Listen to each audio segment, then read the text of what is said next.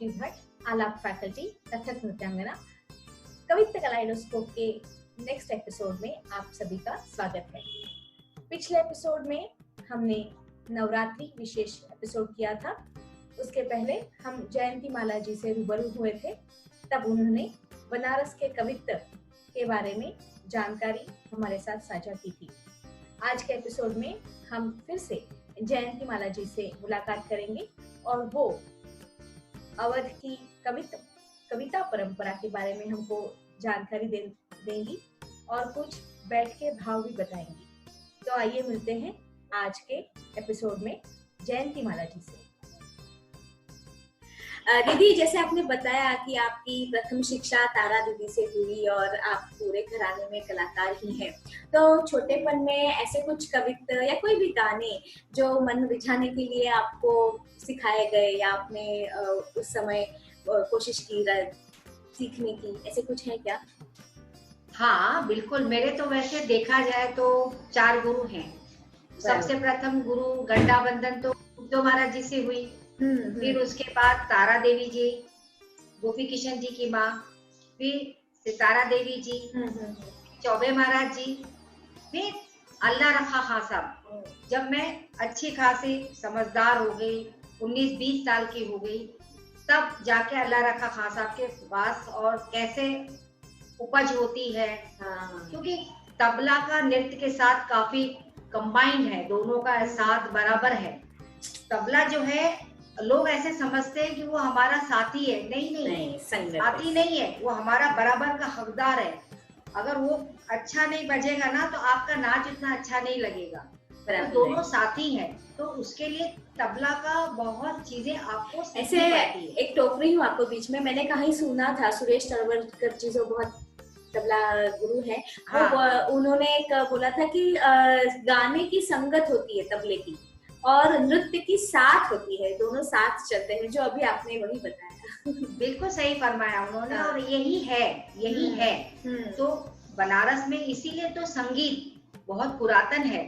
वहाँ पे पहले सबसे पहले ना वहाँ पे पखावज मृदंग बजता था।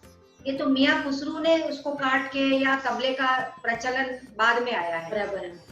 और जो बनारस का तबला बजता है वो बड़े मुंह का तबला होता है। इट्स लाइक अ पखावज। हाँ, पखावज के जैसे ही तबला होता है। तो वहाँ पे डांसर या सिंगर या वाद्य बजाने वाला, ये तीनों का रियाज इतना अच्छा होता है कि मैं आपको क्या बताऊं।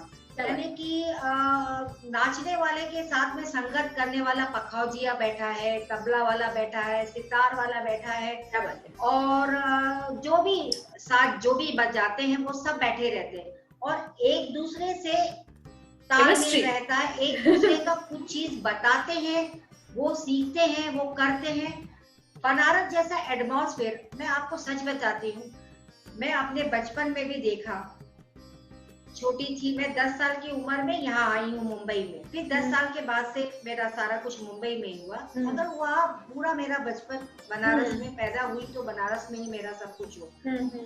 तो जब तारा आंटी बहुत बड़ी गवैया और नचवैया दोनों थी, तो वो सिखाती थी जैसे छोटे बच्चों को कैसे नाचना चाहिए। तो अब हमको सिखाएं, देख कर लेगी, चल मैं सिखाती हूँ। तो मैं बोले नहीं, तुम तो क्लासिकल तानपुरा गाती हो, सारे गमा गाओगी, उसमें मैं नहीं नाचूंगी। बोले नहीं, तेरे टेस्ट का है, तेरा सामान है, देख कैसे। तो मैं कैसे, तो ऐसे सवरिया चल कर, मैं तो सवरिया प्यारा रे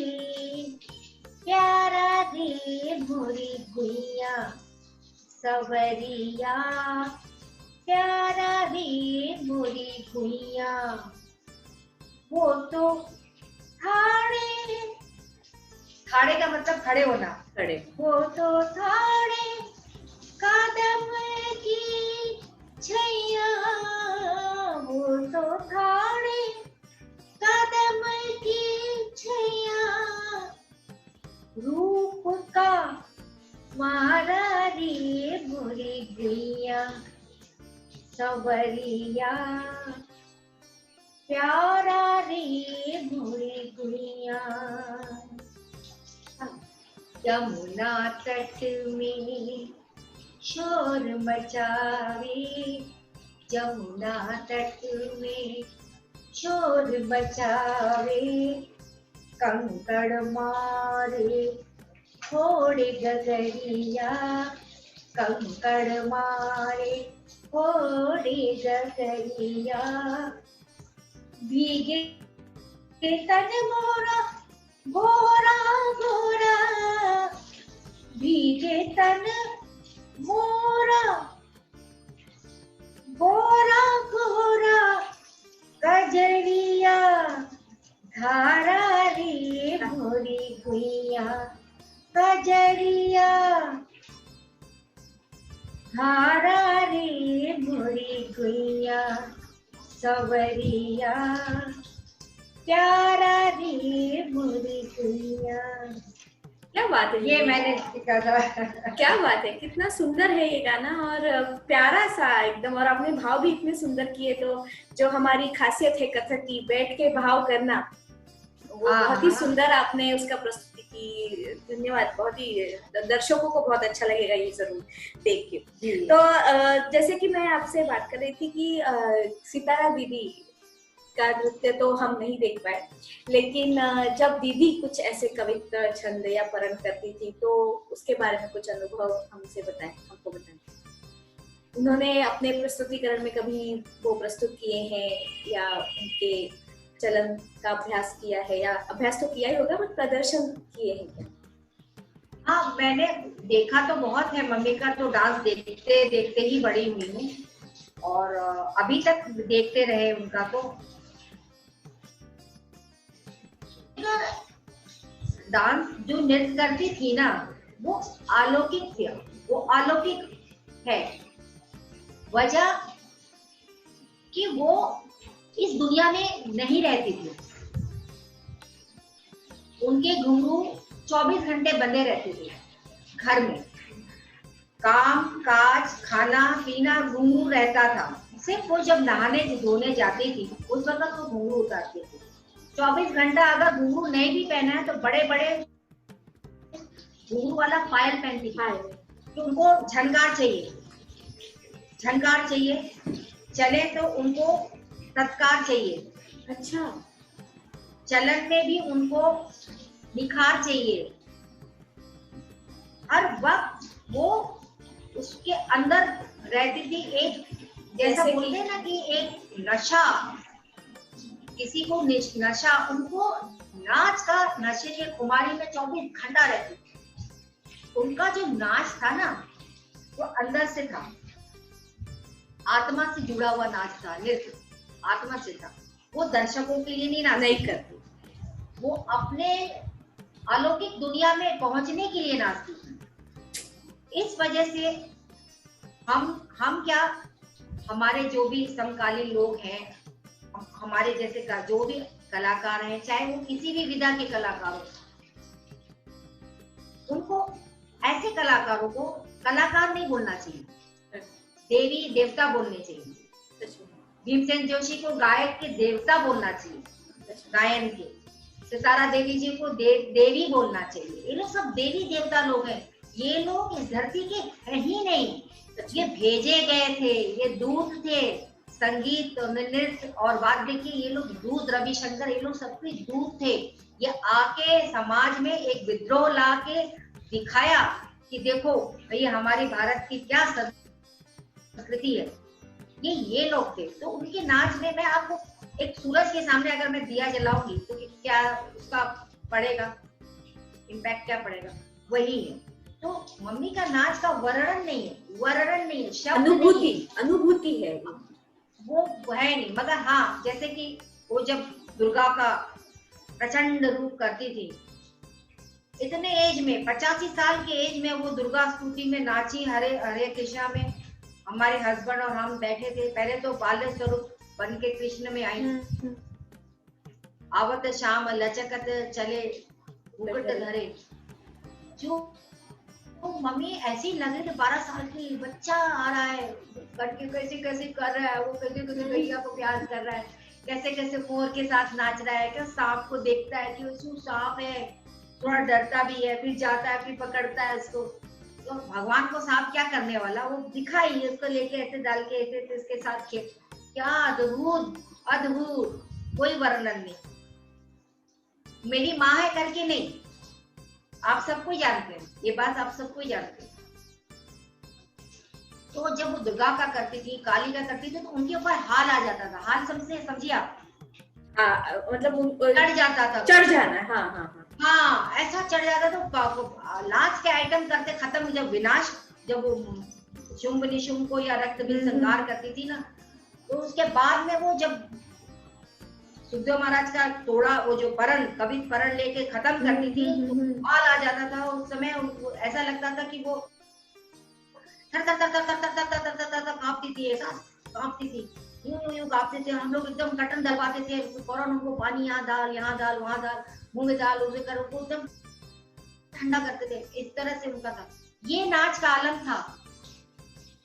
अब बताइए, ऐसा ये ऐसा नाच। आपने सिर्फ बताया, मेरे रोंगटे खड़े हो गए। मैं सामने वो सब चीज देखती ऐसा फील हो गया। ऐसा मतलब हर नृत्य में, अभी जो द्रौपदी चिरहरण उन्होंने, मम्मी ने भी बहुत सारे क्रिएशन किए। पहले क्या था कि सुखदेव महाराज जी जो थे, उन्होंने बहुत सारे क्रिएशन किए, पौराणिक कथाओं को भरतनाट्य शास्त्र से, 4 वेदों में से निकाल के, सामवेद से ज्यादा लिया, बहुत सारी चीज को करके, और पौराणिक जितनी भी कथाएं थी, रामायण, गीता, गीतापदेश, जो भी सब चीजें हमारी हिंदुत्व को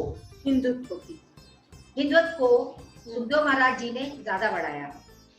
उन्होंने समझ गए थे, देख लिया था, ब्रिटिश के टाइम में उनको समझ में आ गया था कि ये हमारी चीज जो होगी, ये हम जब फॉरेन में जाएंगे तो ये 4 चांद लगेगा इसका।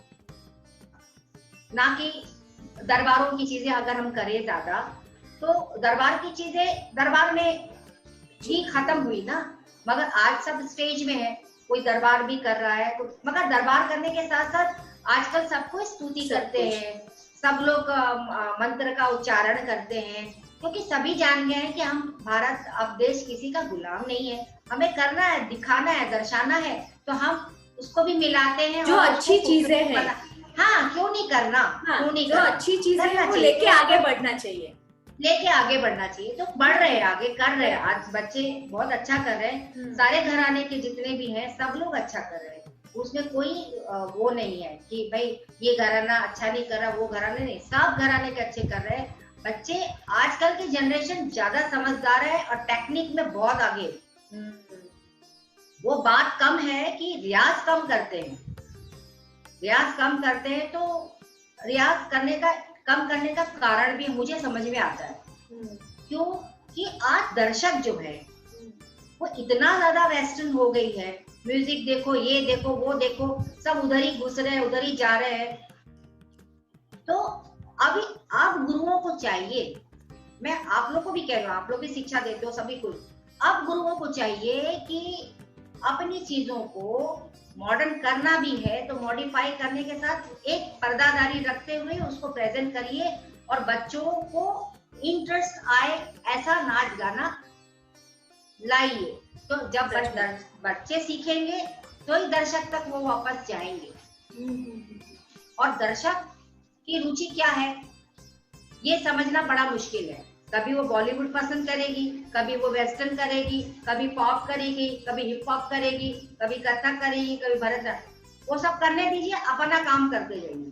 सच में मतलब हमने हमारा संस्कृति और हमारा जो नाच है वो आगे बढ़ाना है, लोगों को अच्छा लगे तो जरूर वो हमसे लें, और वो लगता ही है, हमने ये अनुभव किया है। अदरवाइज और अच्छे से पिरो। हाँ, क्योंकि अभी तक हमारा जो काम हो रहा है वो बहुत अच्छे से हो रहा है, लोगों की सराहना मिल रही है। अदरवाइज हमारी संस्कृति होती ही नहीं थी, हमारे नाच होते ही नहीं थे अगर वेस्टर्न का इतना इम्पैक्ट होता था। तो हमारे तो दर्शक जरूर हैं और वो सराहते हैं हमारी कलाएं और इम्पैक्ट बढ़ रहा है, क्योंकि जैसे हमारी संस्कृति से जाने जाते हैं और जाने जा रहे हैं, और इसमें ये हमारे शास्त्रीय नृत्यों का बहुत बड़ा योगदान है। जैसे आपने कुछ देर पहले बोला कि सुखदेव महाराज जी ने ये जाना कि आगे के जमाने में जो संस्कृति है, जो हमारी धरोहर है, वो ज्यादातर लोगों की सराहना बनेगी, उनको अच्छी लगेगी, और इसके लिए उन्होंने ये सब स्तुति और वेदों से सब निकाल के ये सब पौराणिक कथाओं के ऊपर जो रचनाएं की, ये उनकी दूरदृष्टि बोल सकते हैं कि उन्होंने ये सोच विचार करके आगे की पीढ़ियों को दी। तो ये जो आप बात कर रही है कि कितना भी वेस्टर्न और इसका इम्पैक्ट हो, हम अगर हमारी चीजों को अपने तरीके से थोड़ा सा क्या बोलते हैं, मॉडर्नाइज नहीं बोल सकती, उनके रुचि के हिसाब से, रुचि के हिसाब से देखते हुए, हाँ, रुचि के हिसाब से अगर हम उनको ढाल के सामने करें, हमारी फ्रेम ना छोड़े हुए, हमारे नियम ना छोड़े हुए, तो जरूर ये लोगों को पसंद आता ही है और आगे ऐसे ही बढ़ेगा। बिल्कुल। सुखदेव महाराज ने कम से कम 200 ताल उन्होंने खुद बनाए हैं। पहले के जमाने में लोग इतना ज्यादा प्रचार नहीं करते थे अपने चीजों का, पांडुलिपि को छुपा छुपा के रखते थे, है ना, और बहुत सारी पांडुलिपियां गंगा और जमुना में भी फेंक दी, और खुद किताब लिख रहे थे, खुद बहुत सारी चीजें उनकी थी जो उनको प्रेस में लाना था, किताब को आवाम के सामने, जनता के सामने लाना था, पर तब तक वो गुजर गए, पांडुलिपियां अधूरी है, समझी ना। जैसे कोई तोड़ा मैं बोलूं और उसका एंड कौन से ताल का है, इसका नोटेशन क्या है, वो सब 3 बार है कि 9 बार है या चक्करदार है, ये लिखा नहीं है, खाली एक पैराग्राफ लिखा है। अच्छा, एक पैराग्राफ पूरा लिखा है, चाहे कवि परण है या उन्होंने बहुत सारे परण, चक्करदार परण, तो बहुत सारी चीजें जो कि नाच में हम लोग ने सीखा है, तो हम लोग को ज्ञात है। अब उस जो नोटेशन है उनकी सही जो पांडुलिपि है, वो पांडुलिपि का हम लोग रिसर्च कर रहे हैं, और उसका जो उन्होंने जहाँ लिखा है कि ये चक्करदार है, ये इस ताल का है, उस ताल का, उसके नोटेशन के साथ उसका बुक बना के मैं जनता के सामने लाऊंगी, और वो बहुत आने वाले भविष्य में बहुत काम आएगा। ये तो बहुत ही बढ़िया और इतना सराहनीय काम है दीदी। और जैसे ही ऐसी चीजें, क्योंकि क्या है दीदी, जब तक हम बांटेंगे नहीं, ज्ञान बढ़ेगा नहीं, क्योंकि हम जब किसी चीज को आज आप हमारे साथ बातें साझा कर रही हैं, जो आपकी तालीम है वो बात कर रही है, तो ये सब इंस्पिरेशन है हमारे लिए, मोटिवेशन है। तभी तो हम समझेंगे कि अरे ये हम तो कुछ भी नहीं कर रहे हैं, आपसे जो आपने आज ये मकाम हासिल किया है, ये आपकी मेहनत है जो आपने खुद ने की, आपके गुरुओं ने की, तो इसके लिए आपने ये मकाम हासिल किया है। लेकिन अगर नए बच्चों को ये पता चले कि ऐसे ही कोई क्या बोलते हैं, धरोहर आगे बढ़ती है और एक व्यक्तिमत्व खड़ा होता है, तो ये मोटिवेशन है। इसीलिए तो ये सब हम चाह रहे हैं कि लॉकडाउन में आपके जैसे जो गुणी कलाकार हैं और गुरु हैं, इनसे बातें करें, उनसे जानकारी ले, और ये माध्यम ऐसा है कि कोई भी क्लिक करो और जानकारी हासिल हो जाती है, और ऐसी जानकारी को बहुत ही रिस्पेक्टफुली भी लिया जाता है कि मैं, तो इसीलिए ये बातें साझा होनी जरूरी है। और आप जब भी एक बुक निकालेंगी तो कथक विश्व के लिए बहुत ही जैसे गीता जैसा हो जाएगा वो। तो मैं यही आपसे पूछना चाहती थी कि जैसे कि कुछ चीजें टेक्निकल ज्यादा अभी चलन में आई है, तो आपको क्या लगता है कि कवित्व जो कथा कथन का एक माध्यम है, वो पिछड़ता हुआ लग रहा है क्या आपको कि प्रेजेंटेशन के लिए? वैसे तो सीखते सब हैं हमारी, ऐसा कोई नहीं, ऐसा कुछ भी नहीं है, पिछड़ता हुआ कहाँ नहीं। एक्चुअली क्या है कि सब लोग नहीं करते हैं क्योंकि सबको इतना ज्ञान नहीं है और सबने वो चीज सीखी नहीं है। बराबर। अगर हम एक कहें कि पूरा भारत में जो भी घराने सब चल रहे हैं और जो बच्चे कहीं कहीं से सीख रहे हैं, तो सब जगह तो कभी परम सिखाए नहीं जाते। छंदों में सिखाया नहीं जाता है ना, तो सबकी अपनी अपनी विशेषताएं हैं, वो सिखाते हैं, ठीक है। और जो यहाँ सीखते हैं तो वो इस घराने में सीखते हैं, तो उनको कवित्वरण, छंद, लयकारी में कैसे चलन करना, ये सब चीजें बताई जाती है। तो मैं तो ये कहती हूँ कि कविता किसी एक की बपोती तो है नहीं। कविता आप अगर करती हैं तो आप भी कविता करके आप बच्चों को नचवाइए। जो भी कोई कविता लिखता है, करता है, तो उसको ताल बंद करके नाचो ना। तो कोई जरूरी नहीं है कि वो उद्धव महाराज की रचना नाचो। अब जैसे मैं हूँ, मैंने अपनी भी बहुत सारी कविताएं लिखी। दीदी कुछ बताएंगे आपको, हमको छोटी सी? हाँ, अभी देखिए मौसम क्या है, बारिश का चल रहा है। हाँ, तो मैंने कविता लिखी, काली रे बदरिया गिर गिर आवे, काली रे बदरिया गिर गिर आवे, तपकाए नन्ही नन्ही बूंदिया, आए रा बरसा आवे नन्ही नन्ही बूंदिया, ओ काली रे बदरिया गिर गिर आवे, काली रे बदरिया गिर गिर आवे, बरसावे नन्ही नन्ही बूंदिया, आए राम बरसावे नन्ही नन्ही बूंदिया, ऐसे में तुम परदेश जाई के, ऐसे में तुम परदेश जाई के, काहे पिछड़े मोसे रामा, आए राम काहे पिछड़े मोसे रामा, काली रे बदरिया, काली रे बदरिया। छोटा सा मैंने किया है पूरा ये। हाँ हाँ हाँ, बहुत ही सुंदर।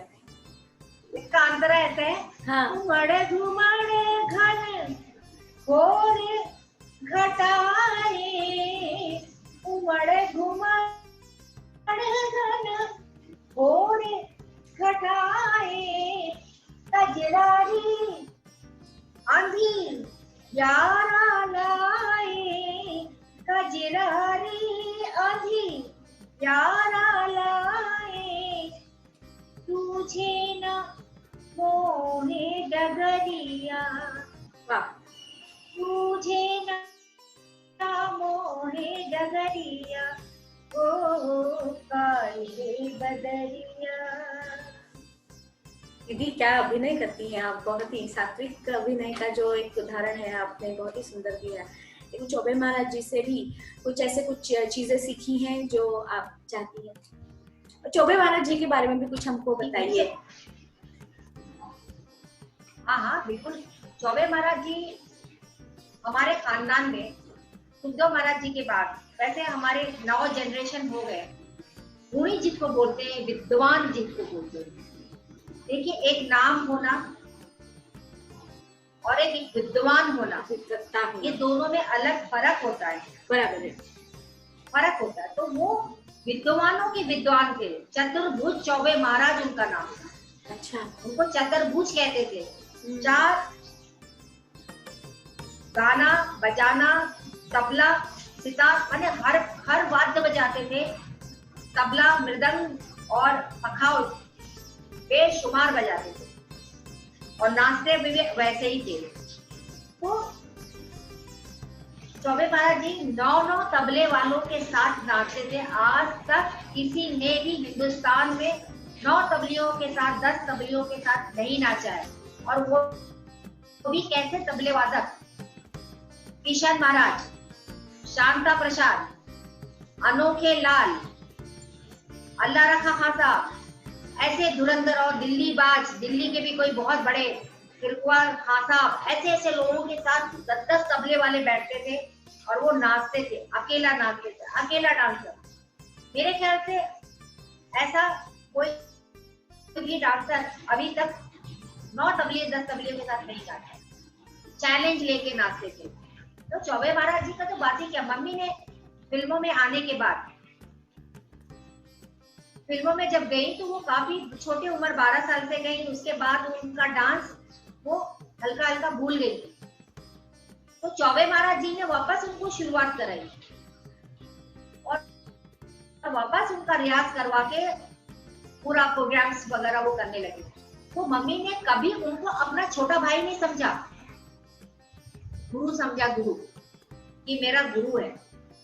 और उनके जितने भी बच्चे उनको बोलते थे नहीं नहीं मैं तुम लोग को नहीं डांटूंगी, तुम लोग मेरे गुरु के बच्चे हो, मेरे भाई के बच्चे नहीं मेरे गुरु के बच्चे हो, इतना इज्जत देती थी मम्मी। तो वो टाइम अलग था और उनकी बात ही अलग है। ऐसे कलाकार लोग पैदा नहीं होते, कभी कभी आते हैं। तो उन्होंने बहुत आर्टिस्टों को भी, फिल्म आर्टिस्टों को भी चौबे महाराज जी ने बहुत दिखाया और उनके बहुत शागिर्द रहे। मैं भी उनसे सीखी हूँ, मैंने लयकारी बहुत सीखी उनसे। उपज, लयकारी की उपज कैसी होती है वो मैंने उनसे सीखी। उपज थोड़ा डिफिकल्ट होता है क्योंकि चौबे महाराज जी क्या थे, नाचते थे ना तो जो थोड़ा बोलते थे ऑन द स्पॉट बना के नाचते चले जाते थे। सारी सारी रात वो थोड़ा बोल के नाचते थे। ये उनको उनकी ऐसी शिक्षा थी। हाँ, तो खलीफा उनको हमारे घराने का खलीफा कहते हैं। ये चीजें तो परंपरा में ही टिकी रहेंगी, आगे बढ़ेंगी और सबको तभी तो पहुंच पाएंगी, क्योंकि बनारस घराने की यही विशेषता है कि उन्होंने चालू ही पौराणिक कथाओं के गतभाव से या उनकी नृत्य नाटिकाओं से शुरुआत की है। इसलिए गोपी कृष्ण जी भी बहुत सुंदर सुंदर बड़ी बड़ी गतभाव और उनके साथ प्रेजेंटेशन करते थे। पूरा झनक झनक, बहुत सारे गतभाव, झनक झनक पायल बाजे तो पूरे इसी के ऊपर मैं क्यों कहूंगी कि बंधी हुई है। हाँ, झनक झनक पायल की जो कहानी है ना, वो हमारे घर की कहानी है।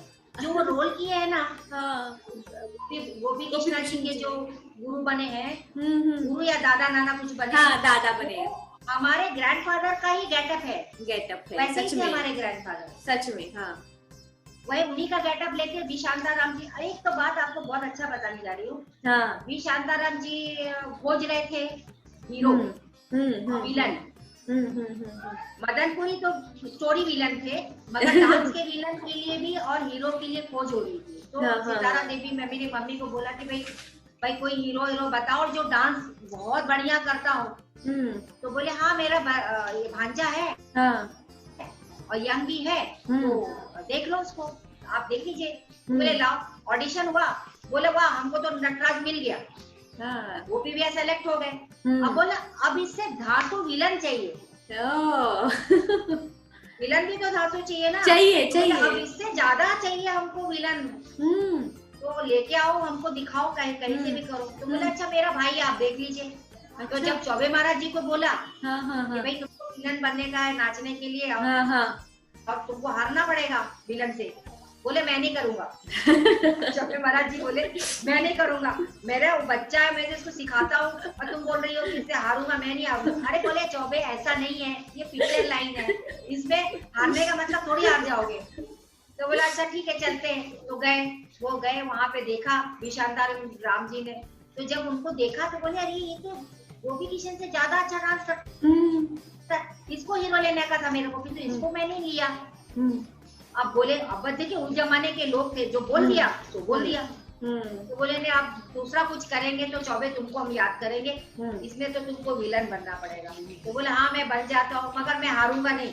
बोले अरे चौबे ऐसा है कि थोड़ा सा चक्कर में ना थोड़ा तुम सुस्त हो जाना, बस तुम हार गए, ऐसा ही हो जाएगा। बोला अच्छा ठीक है जी भैया। उनकी शूटिंग चली, खूब शूटिंग हुई, खूब इन लोगों ने नाचा गाया। जब धमार आया, जहाँ हारने का सीन है, धमार में खूब नाचे गाए। लास्ट में एक सीन आता है जहाँ चक्कर होता है, चक्कर में वो ऐसे करके ऐसे हो जाता है, बस वही माने नहीं तो बोलते हमको करने का नहीं। तो ऐसे वाकयात भी होते रहे हैं। बराबर है। आप कुछ नए जनरेशन के लिए बात करना चाहेंगी, कुछ विचार कहना चाहेंगी? जी हाँ, मैं बिल्कुल कहना चाहूंगी गुरुओं से संबंधित है कि अपने बड़ों का आदर सत्कार जरूर करें, चाहे वो किसी भी विधा के हो। ये जरूरी नहीं है कि आपके नृत्य के विधा के हो तो आप उनका सत्कार करें, किसी भी विधा को हो उनका आदर सत्कार करें। आपको झुकने से कुछ मिलता है, झुकने से कुछ मिलेगा, अकड़ोगे तो कुछ नहीं मिलेगा। सच में। और घरानों के परपंच में ना पढ़ के जिस घराने से जो अच्छी चीजें मिलती है उसको ले लेना चाहिए, लेके अपने नृत्य में समावेश करके उसको सामने लाओ, क्योंकि ये भारत की चीज है। घराना भी भारत में ही है। सच में। भारत के बाहर नहीं है घराना, नहीं है, भारत का ही है। बराबर। तो आप सब भारत के जितने भी वासी हैं, जितने भी इस चीज को अपनाना चाहते हैं, उन सब का हक और अधिकार है कि ये चीज ले सकते हैं। जो भी चीज लें और अपने नृत्य में या गायन में या वाद में समावेश करें तो उनका नाम जरूर लें कि मैंने ये चीज वहां से ली है, ये चीज इस गुरु की है, ये चीज इस गुरु की है। तो इससे गुरु की बड़ाई आपने की या घराने की बड़ाई आपने की तो उससे आप छोटे नहीं हो जाओगे, आप और बढ़ते चले जाओगे। मैं आज के जनरेशन को इसलिए बोल रही हूँ कि आज के जनरेशन मॉडर्न हमसे कहीं ज्यादा है, उनके विचार बहुत ऊंचे हैं, बहुत क्रिएटिव हैं। अगर क्रिएशन के साथ ये सब भी डाल लिया उन्होंने तो 4 चांद लग जाएंगे। आपके व्यस्त शेड्यूल में से मेरे साथ आपने ये बातें साझा की, बहुत बहुत धन्यवाद। आलाप संस्था बहुत ही अच्छे अच्छे कार्य करने की कोशिश कर रही है। हाँ। गुरु जी का, हमारे श्री श्री रविशंकर जी का ऐसा कहना है कि हर एक मनुष्य में या ह्यूमन में देयर इज अ परफॉर्म बसता है और उसको सिर्फ हमको थोड़ा सा उभारना है। तो वो डांसर हो, कोई भी क्रिएटर हो, और उसकी वजह से जो मन की शांति मिलती है, जो अपना एक सेटिस्फैक्शन मिलता है, वो सिर्फ ये छंद हमारे जो है उनकी वजह से ही मिलता है। आलाप मतलब art of living academy of performing art, जैसे उसका पूरा नाम है। तो ये हमारी परफॉर्मिंग आर्ट वाली आर्ट है जो सबके साथ हम बांटना चाहते हैं और आपके गुरुओं के आशीर्वाद देना चाहते हैं।